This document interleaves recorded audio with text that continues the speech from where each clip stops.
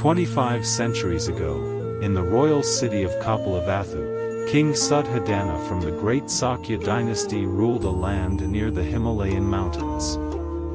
His wife, Queen Maya, was blessed with a son in the beautiful flower garden of Lumbini Park.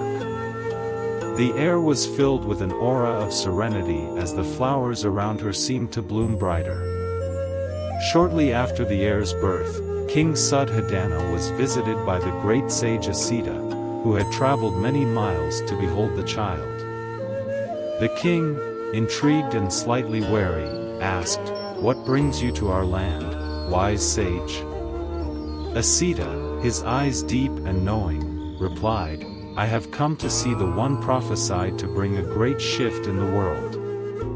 The baby was brought to him, but upon seeing the child, Asita immediately burst into tears. Alarmed by this reaction and concerned about its meaning, the king inquired, "Why do you weep at the sight of my son?" Asita, wiping his tears, explained, "His future is supreme. Your son shall become an enlightened one and free the world from its bonds of illusion. I weep for I will not live to hear his teachings. He will give up the kingdom, seeking truth, and shine forth as a son of knowledge, dispelling the darkness of delusion." Though Siddhartha proceeded with a celebration of his son's birth, concern and anxiety began to creep into his mind. The thought that his son might renounce all that he, the king, held dear in favor of a homeless life was difficult for Siddhartha to bear.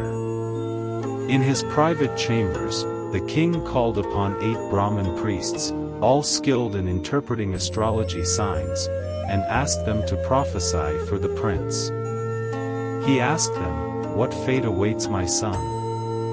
The Brahmins, after conferring, said, "According to the signs, he will become either an enlightened seer or the greatest monarch, a Chakravartin, on earth. Should he choose earthly sovereignty, he will stand above all kings. Should he seek enlightenment, he will overcome all ignorance and folly." The king, deep in thought, inquired, "What would cause my son to renounce home and family?" The Brahmins replied solemnly, "Seeing the 4 signs." "And what are these 4?" the king persisted. "An old man, a sick man, a dead man, and a holy man," they answered. "Then none of these shall he see," the king declared, determined, and placed guards around the palace to keep all such persons away. The king desired his son, Siddhartha, to inherit the throne and bring the Sakya kingdom to new heights of glory. He envisioned a future where Siddhartha would become the greatest monarch on earth. 7 days after giving birth, Queen Maya passed away. The infant prince was then nursed and raised by the queen's sister, Pajapati, also married to King Siddhartha. Pajapati, a woman of grace and wisdom, embraced Siddhartha as her own. As Siddhartha grew, the king ensured his life was one of luxury and shielded from the harsh realities of the world. Siddhartha, however, showed an early inclination towards understanding the deeper meanings of life. He would often ask Pajapati, "Why do the leaves fall? Why does the sun set?" Pajapati, with a gentle smile, would answer, "Everything in life has a cycle, a purpose. The leaves fall to give way to new life, and the sun sets to rise again." Siddhartha's curiosity was insatiable. Even as a child, he would sit under the stars, pondering the mysteries of the universe. His questions were thoughtful, often leaving the elders in deep contemplation. King Siddhartha, observing this, felt a mix of pride and apprehension.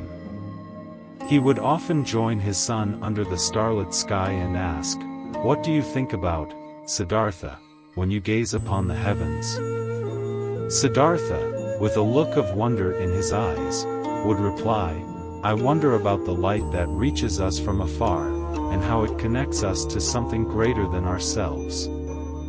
The king, in his wisdom, realized that his son was destined for a path different from what he had envisioned. Yet, he held on to the hope that Siddhartha would choose the life of a monarch. As Siddhartha reached adolescence, he displayed profound empathy towards his people. He would ask his father, "Father, tell me about our people. What are their lives like beyond these walls?" Siddhartha, trying to maintain the sheltered environment, would say, "Our people are content, my son. They live peaceful lives under our rule." However, Siddhartha's mind was not at ease. He sensed there was more to life than the confines of the palace.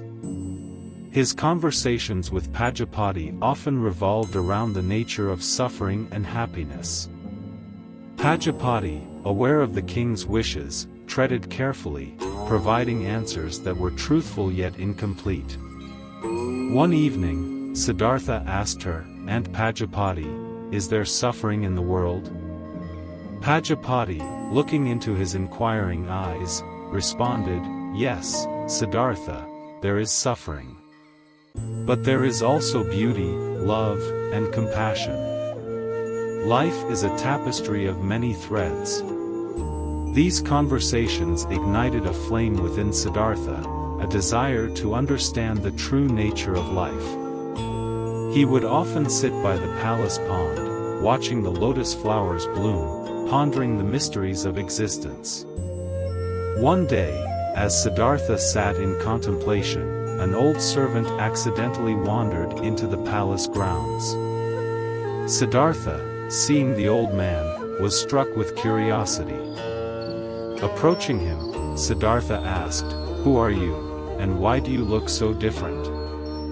The old servant, trembling, replied, "I am but a servant, my lord. Time has worn me down, this is what happens to all of us."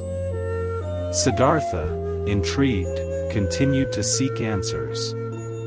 His conversations with the old servant opened his eyes to the realities of life, aging, sickness, and death. These truths, once hidden from him, now became the focus of his contemplation. As Siddhartha's understanding grew, so did his resolve to seek the truth beyond the palace walls. He realized that his journey was not one of ruling a kingdom, but of understanding the essence of life and finding a way to alleviate suffering. King Siddhartha, witnessing his son's transformation, felt a sense of inevitability. Though he desired Siddhartha to be a great king, he began to understand that his son's destiny was to embark on a spiritual quest. In the quiet of the night, Siddhartha left the palace, his heart heavy yet determined. He looked back at the palace one last time, knowing that his journey ahead was not just for himself, but for all humanity. Thus began the journey of Siddhartha, who would later become known as the Buddha, the Enlightened One. His teachings and insights would go on to illuminate the paths of countless beings, guiding them towards a life of peace, understanding, and enlightenment.